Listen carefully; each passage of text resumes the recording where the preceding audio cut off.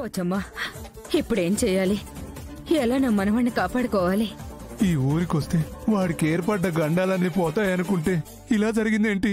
అయ్యా, గండం యమపాసంలాగా ఎక్కడికి వెళ్ళినా మన వెంటే ఉంటుంది. ఇప్పుడు మనం ఆ అమ్మని శరణు కోరడం తప్పించి మరో మార్గం లేదు.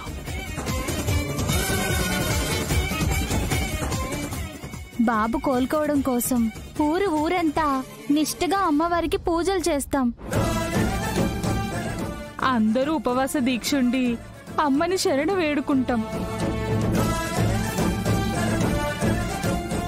మమ్మల్ని కాపాడడానికి వచ్చిన విహారీ బాబుని మేమందరం కలిసి కాపాడుకుంటాం. అమ్మా, అందరం కలిసి ఆ అమ్మలగన్న అమ్మకి పూజలు చేద్దాం. ముఖ్యంగా మీ మనవరాలి చేత అత్యంత నిష్ఠగా అమ్మ కరుణించేలా దీక్షగా మోకాళ్ల మీద అమ్మ దగ్గరికి నడిపిద్దాం.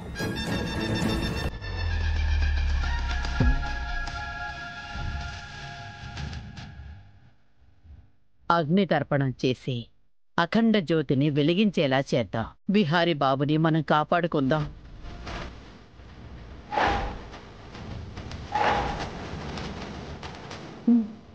సరే, బాబు కోసం నేనే వీడియో చేస్తాను.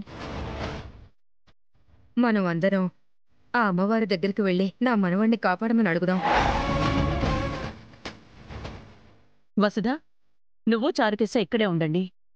విహారీ గురించి ఏం తెలిసినా నాకు చెప్పండి. అలాగే అక్క.